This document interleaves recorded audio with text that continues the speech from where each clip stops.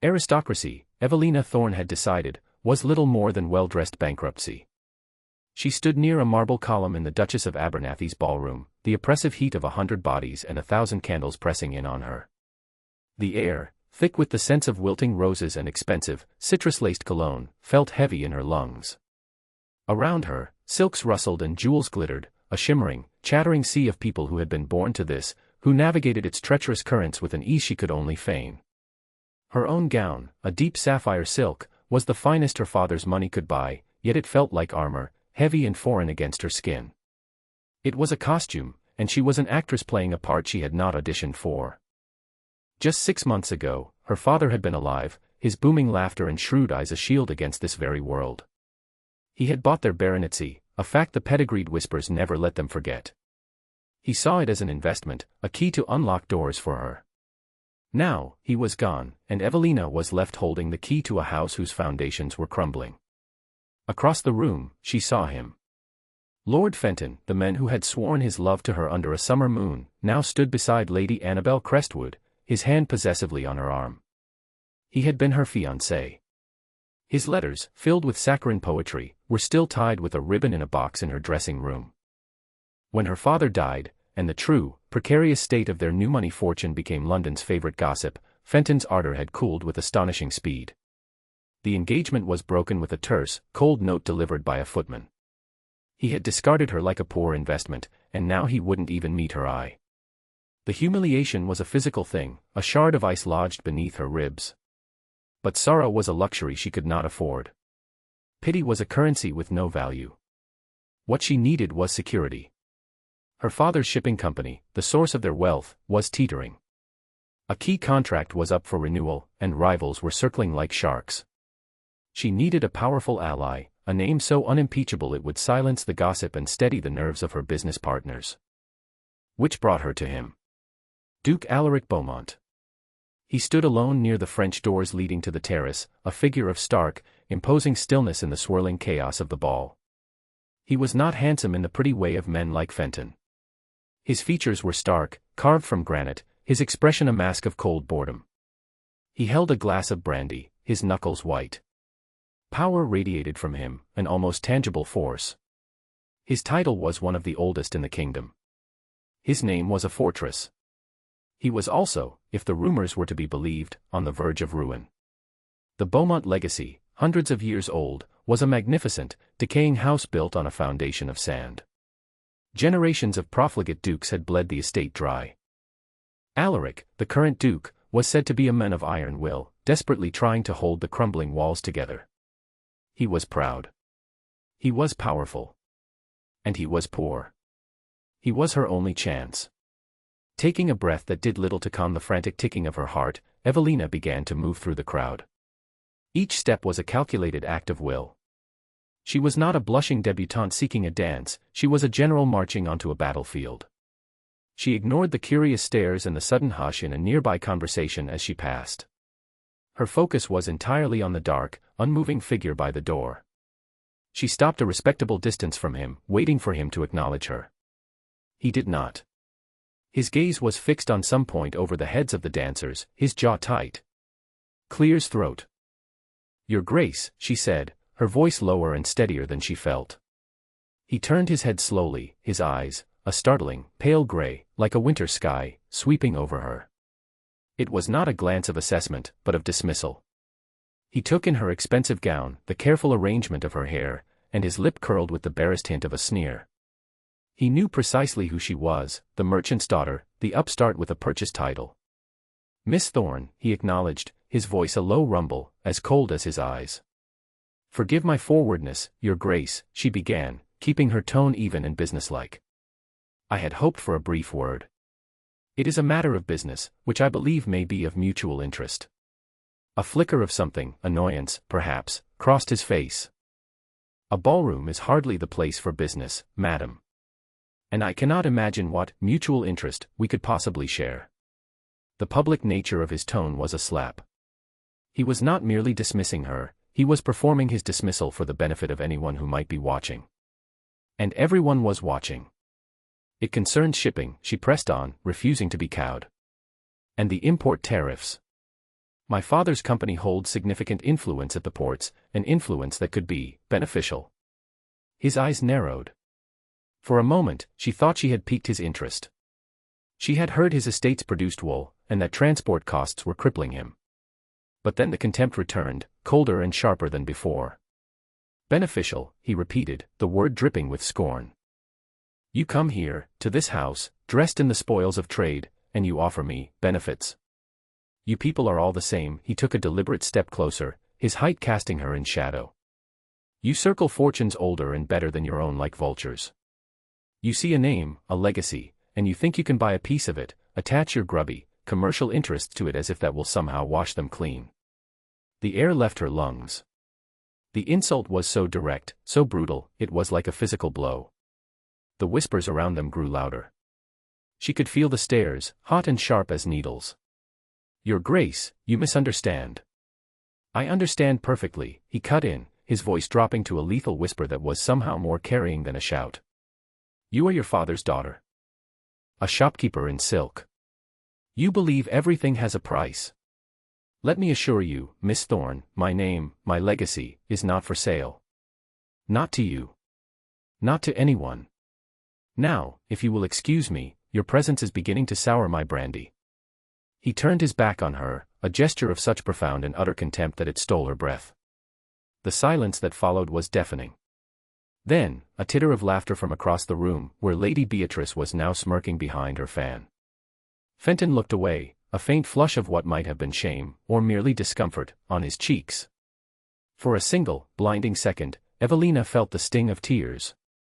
A hot wave of humiliation washed over her, so powerful it threatened to pull her under. She wanted to flee, to run from the ballroom and the sea of mocking eyes. But then, something else rose in its place. It was a cold, quiet rage. It started in the pit of her stomach and spread through her veins, turning the ice shard beneath her ribs into a blade of tempered steel. He thought her a shopkeeper. He thought her a vulture. Very well. He had just declared war. He simply did not yet understand the weapons she possessed. She did not run. She straightened her spine.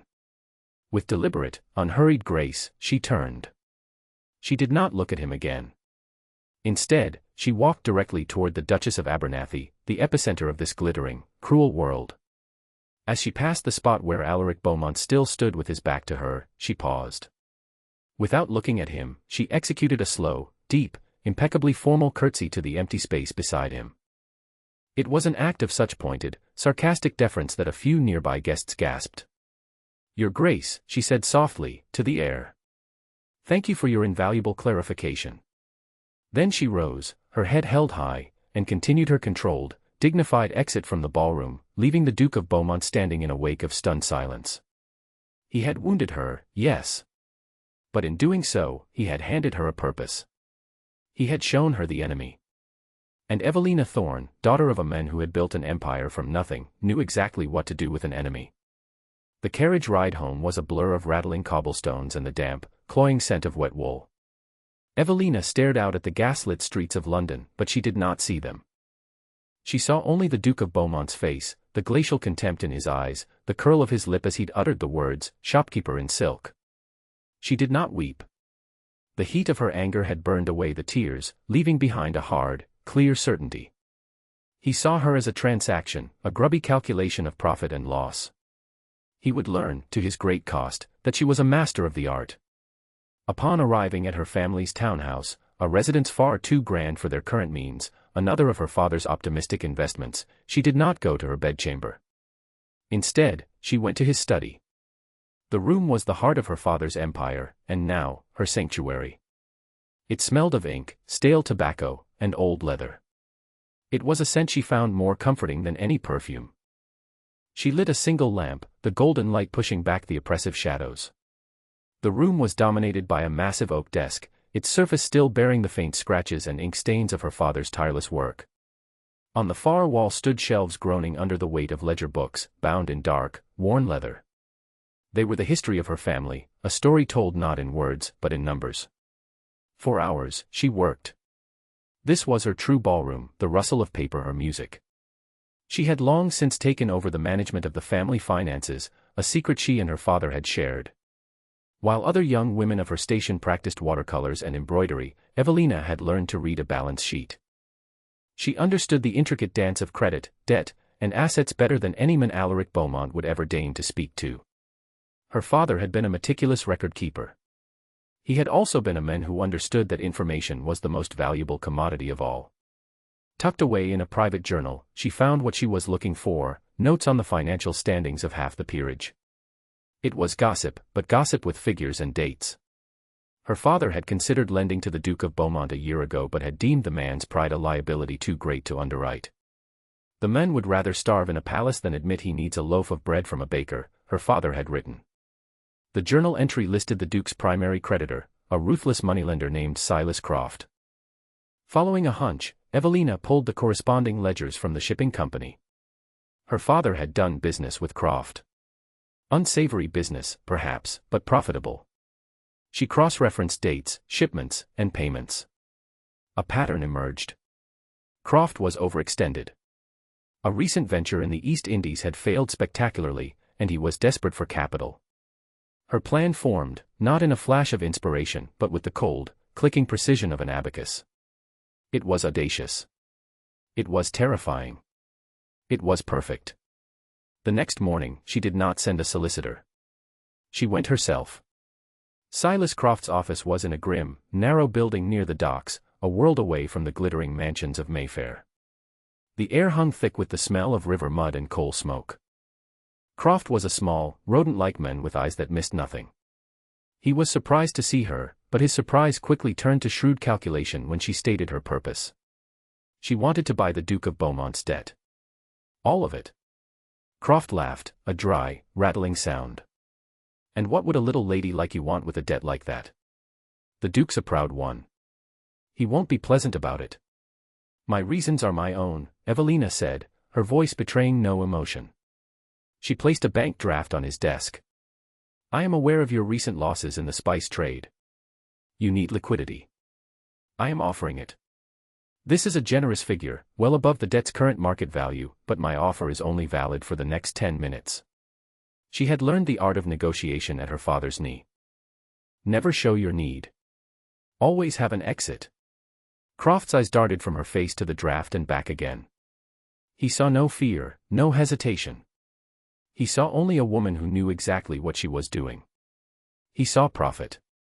5 minutes later, she walked out of his office with a sheaf of papers that made her the legal owner of Alaric Beaumont's ancestral home, his lands, his title, his entire world. The papers felt heavy in her hands, heavier than a sack of gold. They were a weapon. She allowed the Duke 2 days to receive the official notice from the solicitors. 2 days to let the reality of his situation sink in. 2 days for his legendary pride to be ground into the dust of financial ruin. Then, she requested a meeting. Not at his London residence, but at Beaumont Hall itself, the crumbling heart of his legacy. When her carriage rolled up the long, winding drive, she saw the full scope of his predicament. The grounds were beautiful, ancient oaks standing like weary sentinels, but they were overgrown. The drive was rutted and choked with weeds. And the house was magnificent, a sprawling masterpiece of pale stone, but it was a wounded giant. Tiles were missing from the roof, windows were boarded up, and a faint green patina of damp crept up one of the great wings. It was a house on sand, just as her father had said. Alaric received her not in a grand drawing room, but in his study. It was a severe, masculine space, lined with empty bookshelves and maps of his estate. A fire crackled in the hearth, doing little to dispel the damp chill that seemed to emanate from the very walls. The air smelled of wet earth and soot. He did not ask her to sit. He stood behind a large, scarred desk, the notice from the solicitors lying on the surface between them like a declaration of war. If he had been cold at the ball, he was glacial now. His face was a mask of controlled fury, his pale eyes burning with it. You, he said, the single word laden with a universe of hatred. Your Grace, she replied, her voice calm. She placed her leather satchel on the corner of his desk and began to unpack her proposal as if she were laying out goods for sale. I believe you have received the relevant correspondence. The situation is quite simple. I own your debt. In 2 weeks' time, I will be legally entitled to foreclose on this estate. This is your revenge, is it? He snarled. For a few harsh words at a ball. You would ruin a man, a family, a legacy of 500 years, for your petty, wounded pride. Do not flatter yourself, Your Grace, Evelina said, her tone cutting. My pride is not a factor in this equation. This is a business transaction. You judged me as a shopkeeper. You were correct. And as a shopkeeper, I am here to offer you a deal. She laid a document on the desk, next to the foreclosure notice. A marriage contract. He stared at it as if it were a coiled snake. What fresh madness is this? It is not madness, it is a solution, she said, her voice crisp and devoid of emotion. A marriage of convenience. It is quite straightforward. You will marry me. My dowry, which I assure you is substantial, will be transferred to your name. It will be more than enough to clear this debt and all your others, and to begin the necessary restorations of this estate. He looked from the contract to her face, his expression a mixture of disbelief and incandescent rage. You want me to marry you? You think you can buy my name, my title, with your father's filthy money? Yes, she said simply. That is exactly what I think. You need my money. I, for reasons of my own, require the protection and status of your name. It is a mutually beneficial exchange. There is no mention of affection, you will note. The terms are purely financial. In exchange for the title of Duchess and the security it provides, I will save Beaumont Hall. Furthermore, she added, pushing a second document across the desk, I will require full, undisputed authority over the household and estate finances. I will not have my investment squandered. He was speechless. He paced the room like a caged panther, his hands clenched into fists. The ticking of the grand clock in the hall was the only sound. He was trapped.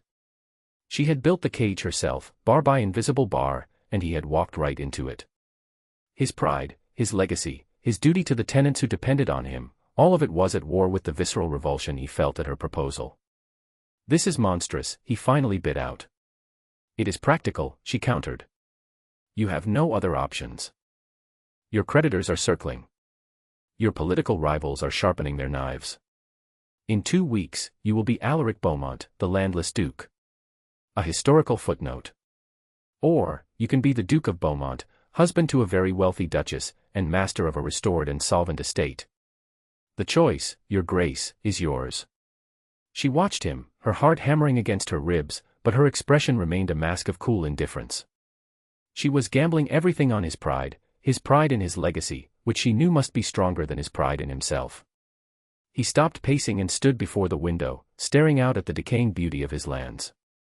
The silence stretched, thick and heavy.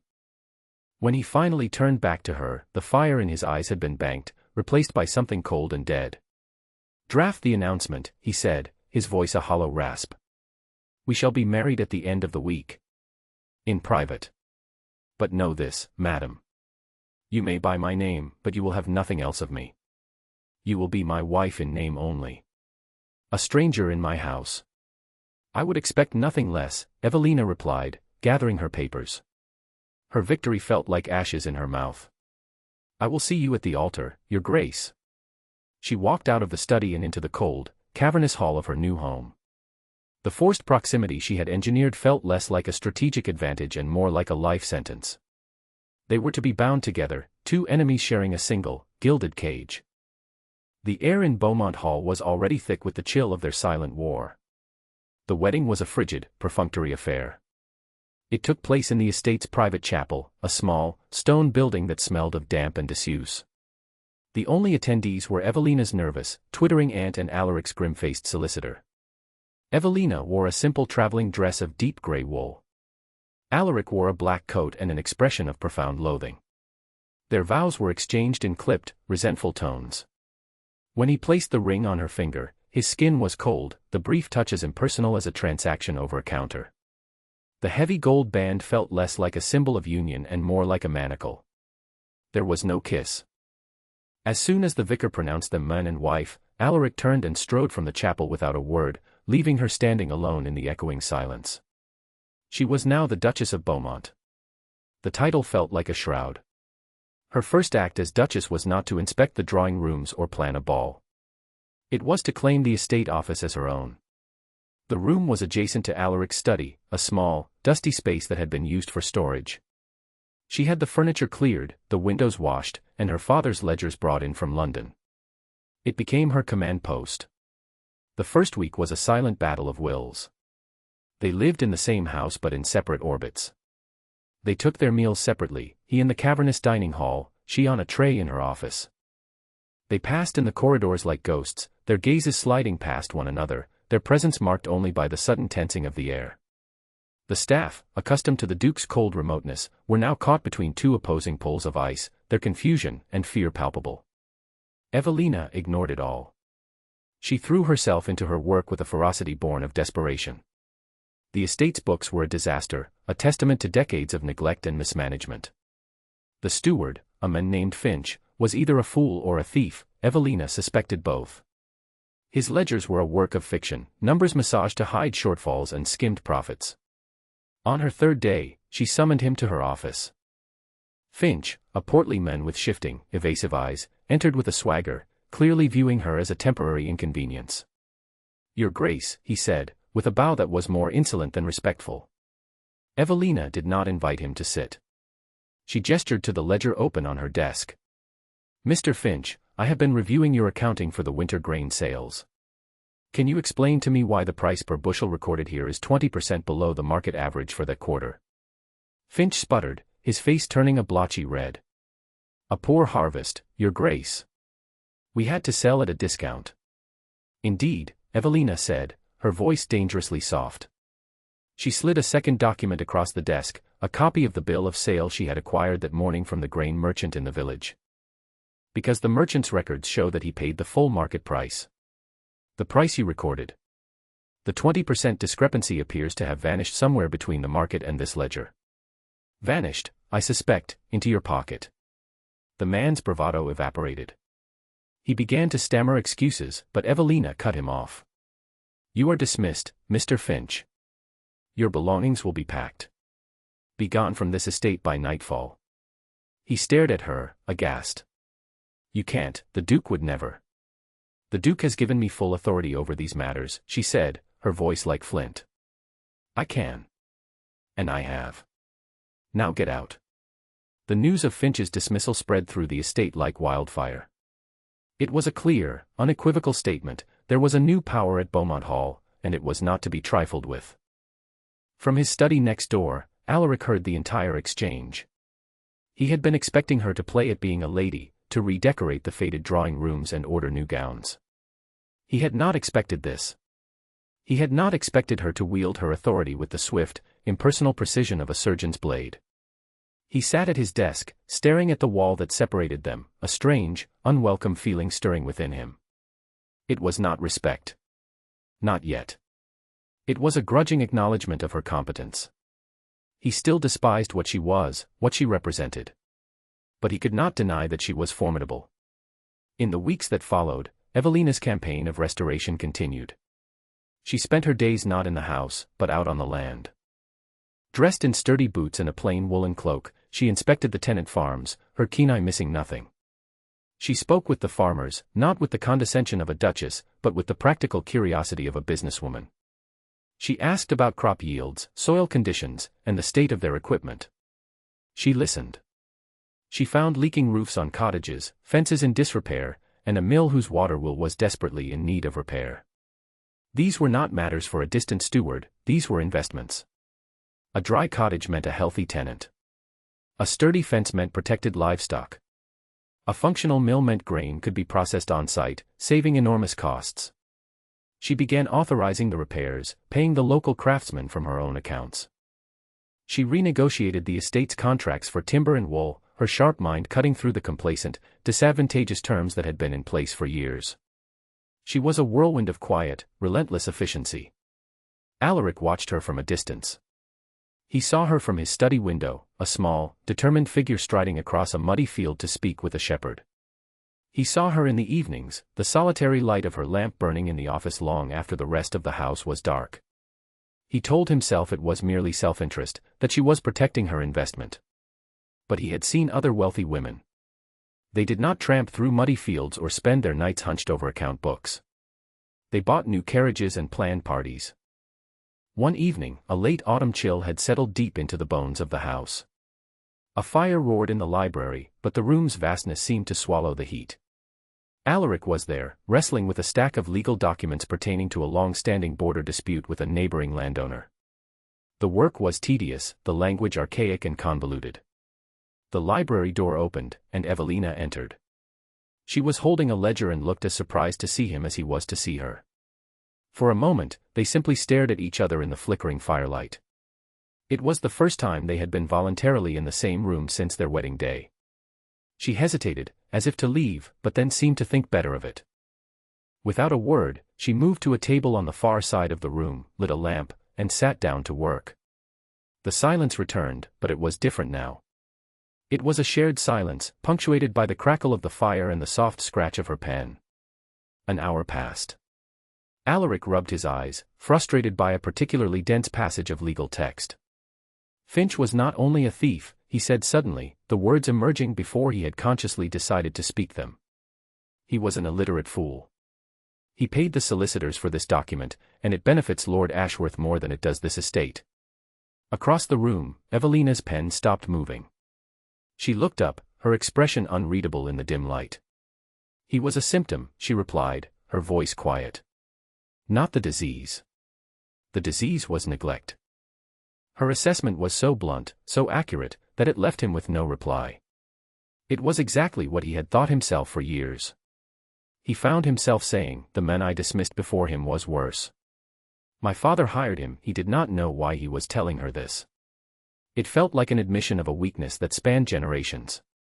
A legacy can be a fortress, Evelina said, her gaze dropping back to her ledger. Or it can be a prison. The walls look the same from the outside. Her metaphor, so stark and architectural, struck him with surprising force. He looked around the grand, chilly library, at the shelves that should have been filled with books but were mostly empty, sold off by his grandfather. A prison. Yes. That was exactly what it had felt like his entire life. He said nothing more, and neither did she. But the rigid wall of ice between them had fractured. It was only a hairline crack, almost invisible, but it was there. For the first time, he had not spoken to the merchant's daughter he had married, but to the woman who sat across the room, a woman who understood, in a way no one else ever had, the precise nature of the cage he was in. The first snow of winter fell silently, blanketing the scarred landscape of Beaumont Park in a deceptively soft layer of white. The fragile truce forged in the library held, a thin sheet of ice over the deep, cold waters of their animosity. They began to take their evening meals together in the small dining parlor, a concession to the increasingly bewildered staff. The meals were silent, formal affairs, but the silence was no longer purely hostile. It was watchful. Tentative. The true nature of Alaric's predicament, however, extended far beyond the crumbling walls of his estate. It was a web of political intrigue and inherited rivalries. His primary antagonist was Lord Harrington, a man whose ambition was matched only by his ruthlessness. Harrington saw Alaric's diminished fortune as an opportunity to usurp a key appointment to a parliamentary committee on trade, an appointment the Beaumonts had held for generations. The blow came in the form of a letter, delivered by special courier from London. Harrington was formally challenging Alaric's position, citing his past financial instability as evidence of his unsuitability for a role overseeing the nation's commerce. It was a public, humiliating move designed to corner him. That evening, Evelina found Alaric in his study. He was not pacing or raging. He was standing by the window, staring out at the snow-covered darkness, a glass of brandy in his hand. The posture was the same as it had been at the ball, but the rigid anger was gone, replaced by a profound, weary exhaustion. The weight of his legacy was a physical thing, pressing down on him, and for the first time, he seemed on the verge of collapsing beneath it. Harrington has made his move, he said, without turning around. His voice was flat, stripped of its usual aristocratic arrogance. He's using my near bankruptcy against me. He will argue that a man who cannot manage his own affairs cannot be trusted with the nation's. He was not speaking to his wife, the woman he despised. He was simply stating a fact to the only other person in the house who was awake. It was a confession of vulnerability, wrung from him by sheer exhaustion. Evelina did not offer empty words of sympathy. He would have rejected them. Instead, she walked over to the desk, her mind already working, sifting through the vast repository of information she carried in her head, the gossip of merchants, the whispers of shipping clerks, the hard data of her father's ledgers. Lord Harrington, she said, her tone analytical. His wife is a Pembroke. Her dowry was vast, but it was all tied up in land.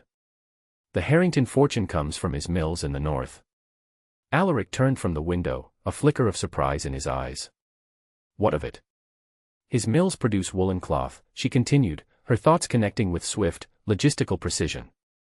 But he has to import the dyes. Specifically, cochineal for the reds his military contracts require. For the past 5 years, he has had an exclusive arrangement with the Albright shipping concern for his supply. She paused, letting the information settle. She had his full attention now. Albright shipping is on the verge of collapse, she stated. I learned of it a month ago. A series of poor investments and a lost vessel in the Caribbean. They are desperate. Their chief competitor, a company I happen to hold a significant interest in, is poised to acquire their routes. Alaric stared at her, the pieces clicking into place in his mind. If Harrington's supply of cochineal is disrupted, he will be unable to fulfill his most lucrative contracts, Evelina finished for him. He will face enormous financial penalties. A man facing his own imminent financial crisis is in no position to publicly question the financial competence of another.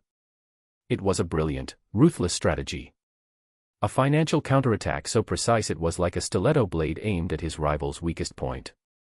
She was not just offering him a defense, she was offering him a weapon. How? He asked, his voice low. How could you possibly know all this? Because this is my world, Your Grace, she said, without pride or arrogance, simply stating a fact. You see titles and pedigrees. I see supply chains and balance sheets. You thought you married a shopkeeper.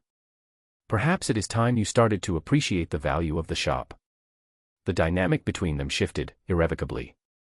He was no longer just the powerful duke, and she was no longer just the wealthy woman who had bought him. They were allies.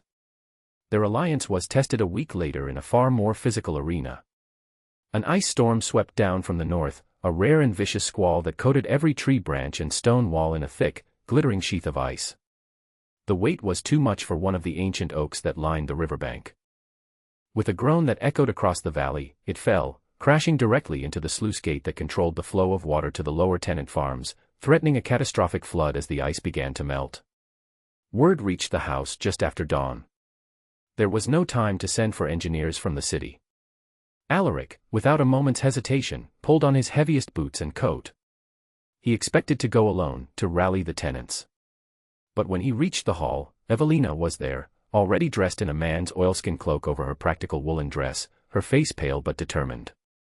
You can't possibly intend to come, he said, shocked. This is not work for a lady. Those are my tenants as much as yours, she retorted, pulling on a pair of thick gloves. And that is my investment the flood will destroy. I am coming. There was no arguing with the flint in her eyes. Together, they rode out into the frozen, treacherous landscape. The scene at the river was one of controlled chaos. The fallen oak was a monstrous, icy leviathan. Water was already backing up, creeping ominously toward the fields. Alaric, falling into the role of a commander, began shouting orders, directing the farmers who had gathered with axes and ropes. But their efforts were disorganized. They were hacking at the smaller branches, making little headway against the immense bulk of the trunk. It was Evelina who saw the solution. Her mind, accustomed to seeing systems and leverage points, analyzed the problem differently. She pointed toward the base of the trunk, where it was wedged against the stone supports of the sluice gate. There, she shouted over the rising sound of the water. The weight is leveraged against that fulcrum. If you can sever the trunk there, the main section will pivot with the current and swing free. It was a simple principle of physics, but in the panic, no one had seen it. Alaric looked from the tree to her face, a dawning respect in his eyes. He saw the logic in it instantly. He relayed the orders, and the men, with renewed purpose, focused their efforts. For the next 2 hours, they worked side by side. He, with his physical strength, helped to position the ropes. She, with her clear, calm head, directed the placement of wedges and saws. They were both soaked with icy water, their hands raw and freezing, their faces spattered with mud.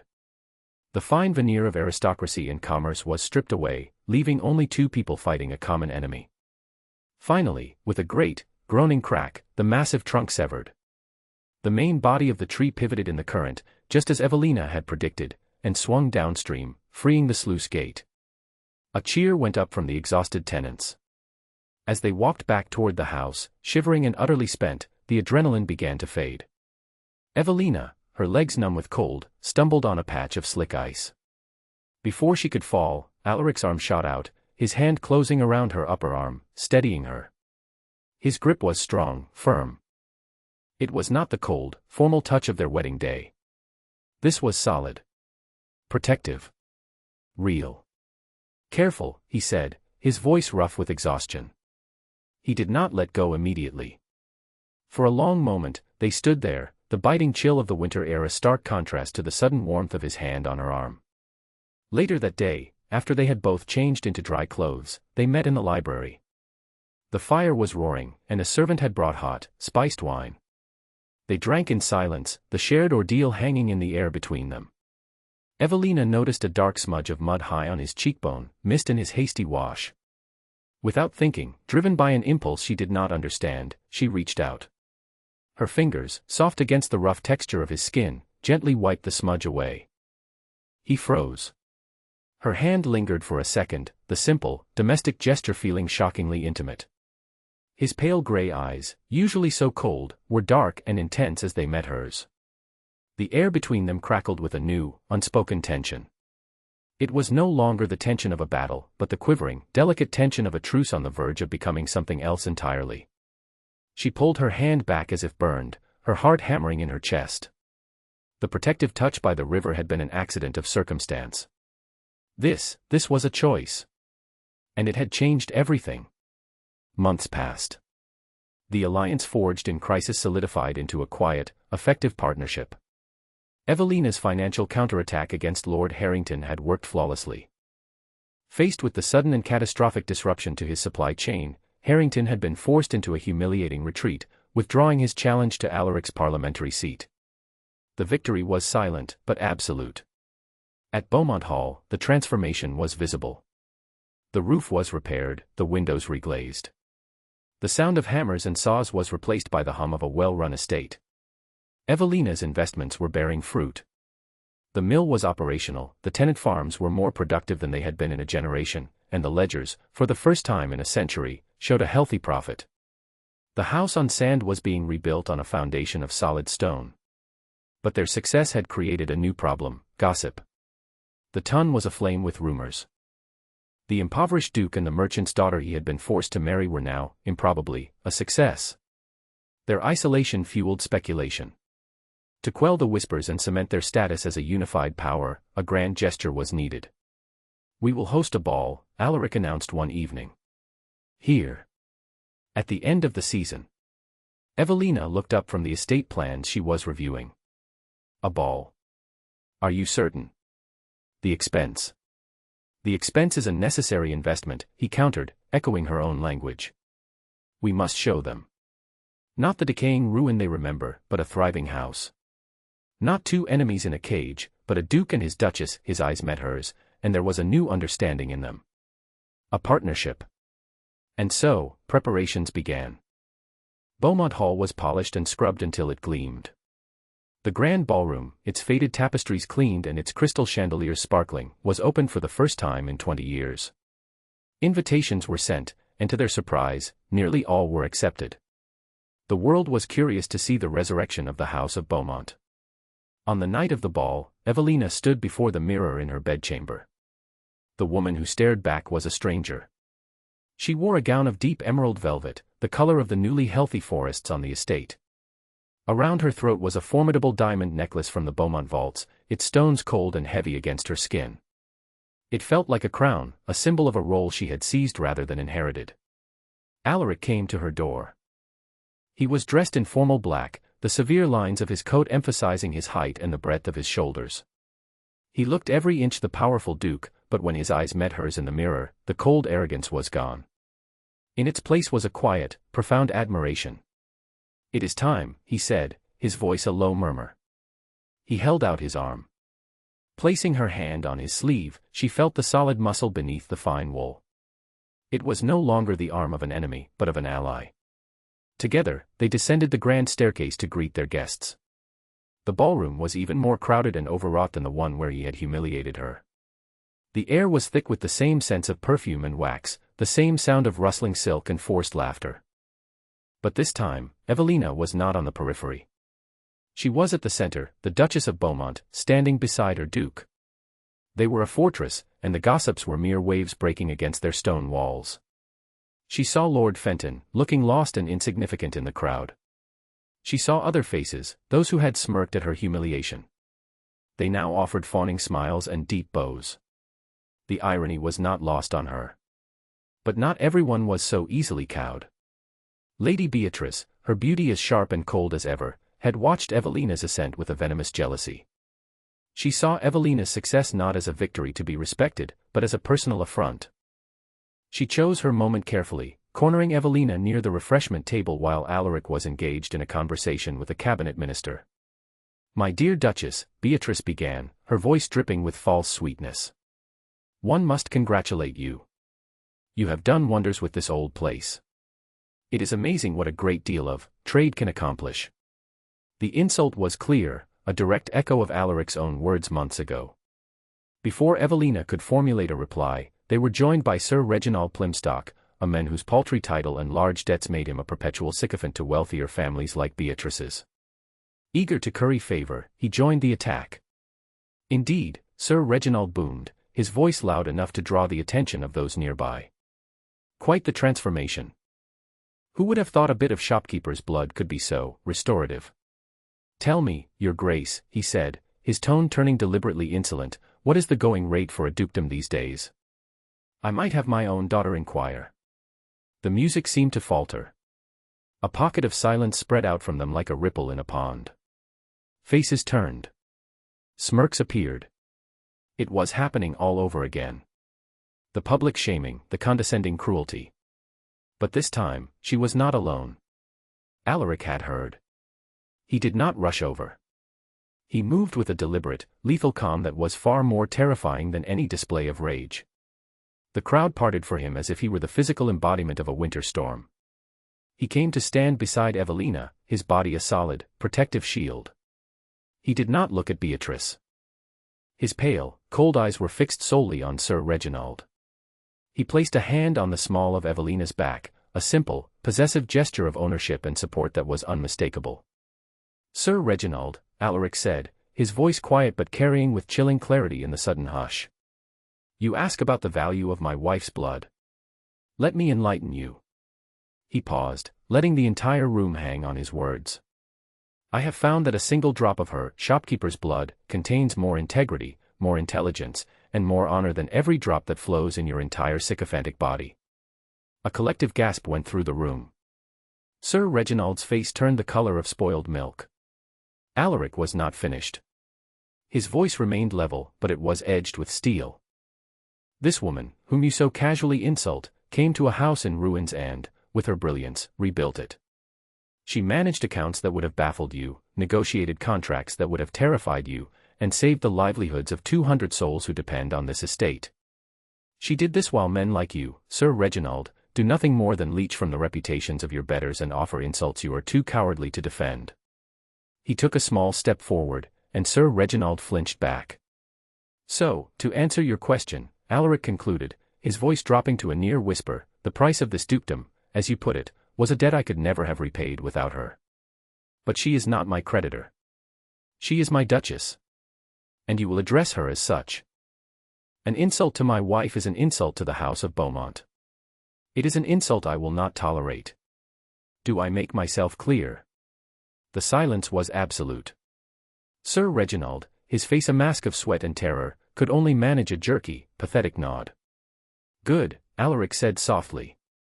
"Now, get out of my house." Sir Reginald practically fled, stumbling through the stunned crowd. Lady Beatrice stood frozen, her face a mask of pure shock and fury at having her attack so utterly and publicly dismantled. Alaric gave her a look of such freezing contempt that she visibly withered, turning and melting back into the crowd. The message had been delivered with the force of a cannonade. The Duke and Duchess of Beaumont were not a marriage of convenience. They were a union of power. The whispers were silenced, replaced by a new, profound respect. Alaric turned to Evelina. In the midst of the crowded ballroom, it felt as though they were the only two people in the world. The noise of the party resumed, tentative at first, then louder, but it was just a distant buzz. "Are you all right?" he asked, his voice low and for her alone. She could only nod, her throat tight with an emotion she could not name. It was not just gratitude. It was something deeper, something that acknowledged the long, painful journey from that first ballroom to this one. He had not just defended her honor. He had offered his own, laying it at her feet in front of the entire world. He had vindicated her, not as an asset, but as his wife. His equal. The last of the carriages had finally rolled away down the long drive, its rattling sound fading into the pre-dawn quiet. The ball was over. Beaumont Hall, which had blazed with light and echoed with music, now stood silent and shadowed, littered with the ghosts of celebration. Evelina and Alaric stood in the center of the vast, empty ballroom.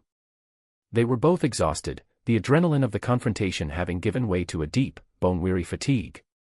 But it was a shared exhaustion, a quiet camaraderie born of a battle won together.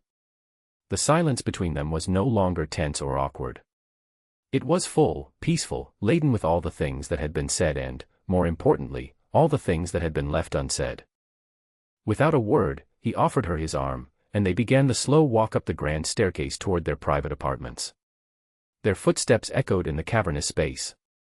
In the past, they would have parted at the top of the stairs, each retreating to their separate wing, two solitary rulers in a divided kingdom. Tonight, he walked with her to the door of her bedchamber. Inside, a single lamp cast a warm, gentle glow over the room. The air was still and quiet.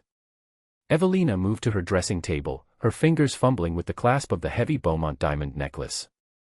The diamonds, which had felt like armor earlier, now felt like a leaden weight. The clasp was intricate, and her fingers were clumsy with fatigue. She heard him step into the room behind her, his presence filling the space. He came to stand behind her chair. She saw his reflection in the mirror, his expression serious and unreadable. "Allow me," he said, his voice a low murmur. His hands came up to her neck. His fingers, warm and surprisingly gentle, brushed against her skin as he worked the difficult clasp. It was a simple, functional act, yet it felt more intimate than any touch they had ever shared. The shock of his warm skin against her own sent a shiver through her. He was not removing the symbol of her public role as Duchess, he was removing a barrier. The necklace came free. He did not put it down on the dressing table. He held it for a moment, then let it fall with a soft thud onto a velvet chair nearby, a deliberate, symbolic casting aside of the cold, hard currency of their initial bargain. He did not step away. His hands rested lightly on her shoulders. Their eyes met in the mirror. "Evelina," he said, his voice rough with emotion. And the sound of her given name, spoken by him for the first time, was a revelation. "My actions, that first night, at the ball," he struggled for the words, the proud, articulate Duke suddenly at a loss. "There is no excuse for them. But there was a reason. I was a desperate man, cornered by the failures of my father, and his father before him. I was drowning in the weight of this legacy." His gaze was intense, raw. "And then you appeared. You were everything I was raised to resent. New money. Commerce. Pragmatism. You saw my ruin not as a tragedy, but as an opportunity. And it terrified me. My cruelty to you, it was born of that fear. The fear of my own failure, my own obsolescence. It was the lashing out of a proud, stupid man who saw in you a reflection of everything he was not." His hands tightened slightly on her shoulders. "I agreed to our marriage out of desperation. I saw you as a means to an end. A transaction. I could not have been more wrong. I have watched you. I have watched you take the ruin I handed you and build it into something strong and whole. You have more honor, more strength, and more grace in your little finger than that entire ballroom of peacocks has combined. I do not just respect you, Evelina." He paused, and his next words were a quiet surrender. "I have, against all my intentions, against everything I thought I was, fallen in love with you." The confession hung in the air, breathtakingly simple and profoundly powerful. Tears she had refused to shed in humiliation now welled in her eyes in triumph. She turned on her chair to face him, looking up into his face. "And I," she said, her voice trembling slightly, "made a strategic plan to ensnare a duke. I saw you as a fortress to protect me from the world. A title. A name. But my calculations failed me. I never accounted for the men inside the fortress. The men who worked alongside his tenants in an ice storm. The men who guards a legacy not for his own pride, but for the people who depend on it. My plan has been in ruins for months, Alaric. Because I fell in love with that man." He reached down, his hand cupping her cheek, his thumb gently stroking her skin. The gesture was tender, questioning. He lowered his head, and she raised hers to meet him. He kissed her. It was not a kiss of frantic passion, nor the polite, sterile kiss of a wedding ceremony. It was a first kiss. It was slow, deep, and grounded. It was a kiss of confession and absolution, a sealing of a pact far more profound than the cold contract they had signed. It was heavy with the weight of their shared history, the insults, the battles, the truces, the victories. It was real. It tasted of surrender and triumph all at once. It was the first true moment of their marriage. A year passed. Spring had returned to Beaumont Hall, not with the timid uncertainty of the year before, but with a vibrant, confident explosion of life. The ancient oaks were draped in brilliant green, the fields were lush with new growth, and the pale stone of the house seemed to have absorbed the warmth of the sun, glowing with a soft, honeyed light. The damp chill was a distant memory, replaced by the scent of lemon wax, blooming roses from the restored gardens, and the faint, comforting smell of baking bread drifting up from the kitchens. The library was no longer a cold, cavernous tomb. The empty shelves were now filled with books, some new, some repurchased from the collections his grandfather had sold. Sunlight streamed through the tall, clean windows, illuminating the rich wood and the warm colors of the new rug on the floor. Evelina and Alaric were not on opposite sides of the room. They sat together on a comfortable sofa near the fire, a large, open ledger book resting on the low table before them. A half-empty cup of tea sat beside Evelina, a half-empty cup of coffee beside Alaric. His arm was draped comfortably along the back of the sofa behind her, his fingers occasionally, absently, toying with a loose strand of her hair. "If we divert the water from the upper stream," Evelina was saying, her finger tracing a line on a hand-drawn map of the estate, "we'll have enough power to run the new mill through the dry months. It will increase our processing capacity by 30%. "But Thompson's pasture relies on that stream," Alaric countered, leaning in to look at the map. His proximity was easy, familiar. "We would have to dig a new irrigation channel for him from the lower pond." "I've already calculated the cost," she said, flipping a page in the ledger. "The initial outlay will be significant, but the increase in mill profits will recoup the expense within 2 years. It's a sound investment." He looked from the ledger to her face, a slow smile spreading across his lips. "A sound investment," he repeated softly. "My brilliant, pragmatic Duchess." She smiled back, a genuine, unguarded smile that reached her eyes. Someone has to be. Their partnership, once a source of rumor and speculation, was now the stuff of legend in the county. They were a formidable team. He, with his deep knowledge of the land and his people, his political influence, and his innate sense of leadership. She, with her sharp financial mind, her strategic vision, and her relentless drive. Together, they had not just saved the Beaumont estate, they had transformed it into a model of modern, profitable agriculture. The house was no longer a place of decay but a thriving, warm home, the heart of a prosperous and loyal community. He closed the ledger, the sound a soft thud in the quiet room. The business of the day was concluded. He reached over and took her hand, turning it over in his. His fingers, still calloused from the work he now did alongside his men, traced the delicate lines on her palm. It was a touch that spoke of familiarity, of 1,000 similar moments. "Do you know," he said, his voice low and thoughtful, "I have concluded that the single best investment of my entire life was the one I was forced into at gunpoint." Evelina's breath hitched. She remembered that day in his study, the cold fury in his eyes, the bitter taste of her own victory. It felt like a lifetime ago, a scene from someone else's story. She looked at the men beside her now, at the warmth in his pale eyes, at the gentle curve of his mouth. "A gunpoint, was it?" she teased gently. "As I recall, it was a marriage contract. Far more civilized." To me, at the time, there was little difference, he admitted without shame.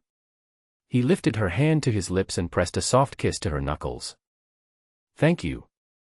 For what? She asked, her voice soft. For buying your debt. No, he said, meeting her gaze. For showing me that a house is built not of stone and titles, but of partnership. For showing me that a legacy is not something you inherit, but something you build. Together. She leaned her head against his shoulder, her heart full.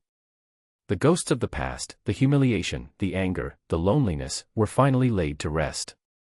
They had begun as a transaction, a hostile takeover of a life. A shopkeeper and a duke, bound by a contract. But they had forged something far more precious in the fires of their shared struggle. He wrapped his arm more securely around her, and together they looked out the window.